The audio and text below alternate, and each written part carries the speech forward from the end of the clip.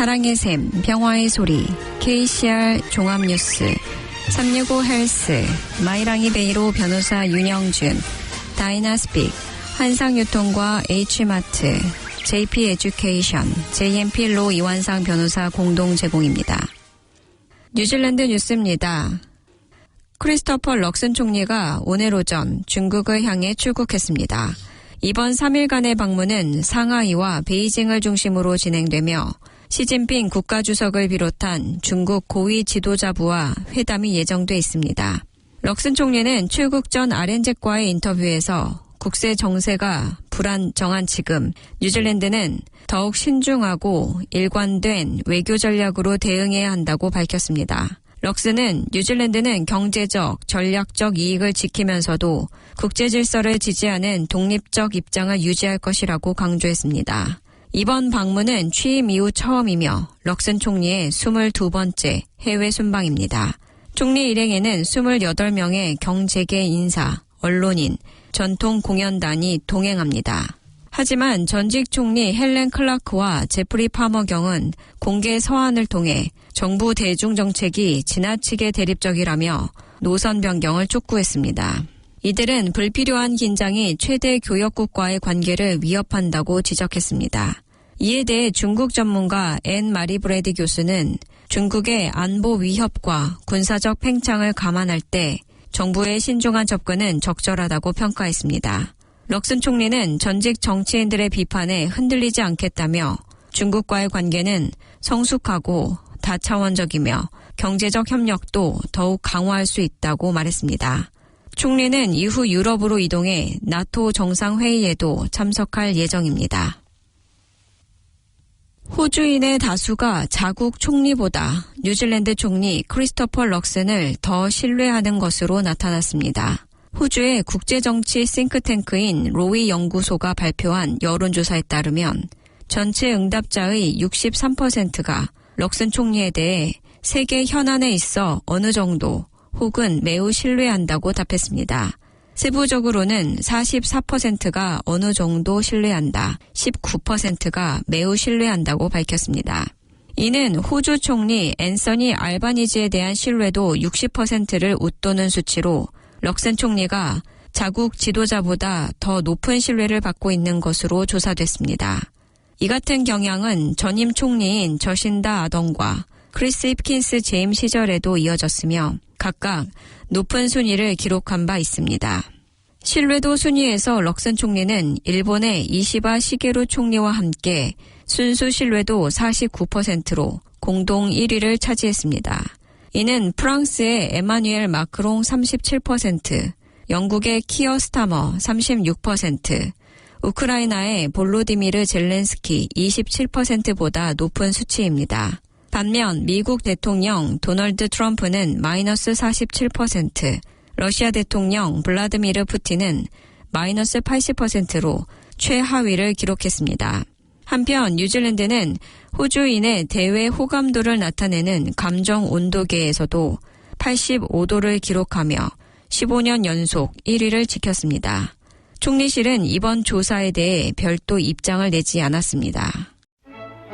테와난가 오 아우테아로아에서 시작하는 무료 비즈니스 6개 과정을 안내합니다. 세 번째는 스마트 스텝스 투 비즈니스 레벨 3입니다.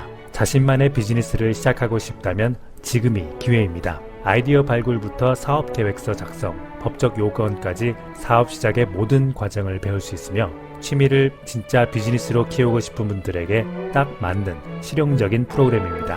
감사합니다. 자신감이 생기는 영어 공부, 무료로 영어를 배워보세요.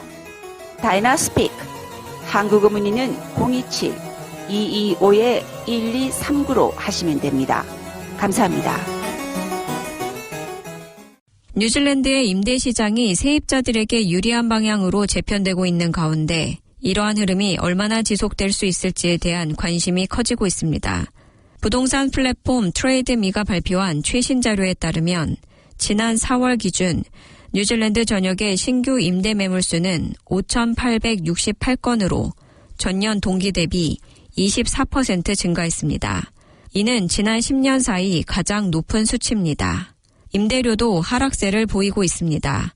오클랜드의 평균 주간 임대료는 702달러로 전년 대비 3.3% 하락했으며 웰링턴은 7.2% 떨어진 647달러를 기록했습니다.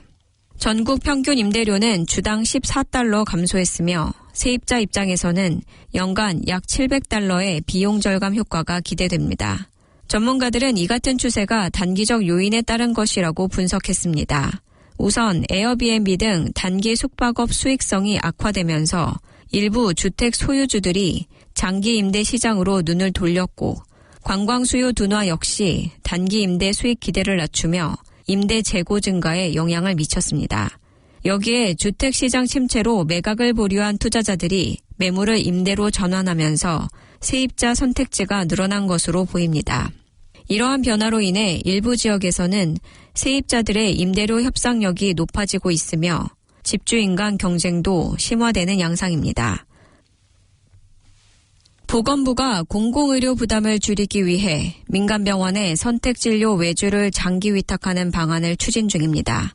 시미언 브라운 뉴질랜드 보건부 장관은 보건 뉴질랜드 헬스 앤젯 커미셔너인 레스터 레비에게 보낸 서한에서 민간 병원과의 외주 계약을 기존 단기 계약에서 최대 10년까지 확대하라고 지시했습니다. 해당 서한은 지난 3월 발송되었으나 최근에 공개됐습니다.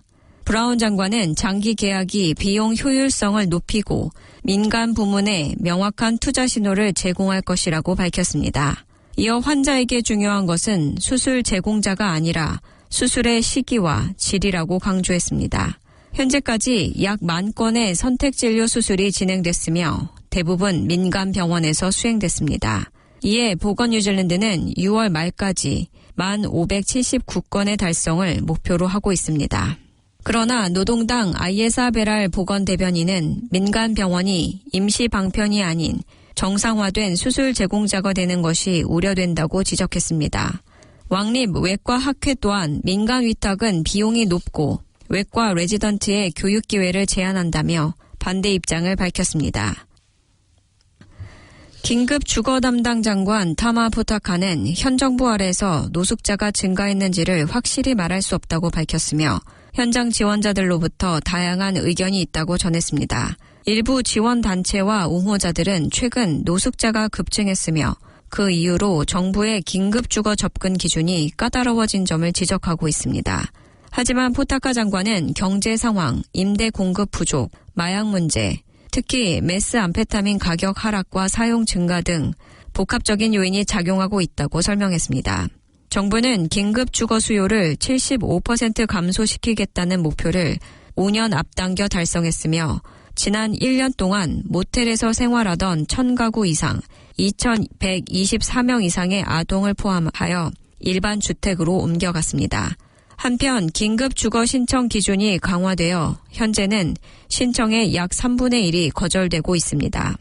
오클랜드시 당국에 따르면 노숙자 수는 작년 9월 426명에서 올해 653명으로 53% 증가했으며 웰링턴시에서는 2024년 10월부터 12월 동안 거리 노숙자가 전년 대비 약 33% 증가한 것으로 보고됐습니다.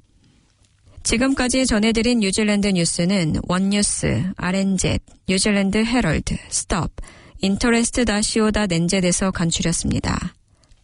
오늘의 환율 정보입니다. 뉴질랜드 달러화 대비 원화의 기준 환율은 824원 22전, 한국에서 보낼 때 832원 46전, 한국에서 받을 때 815원 98전입니다.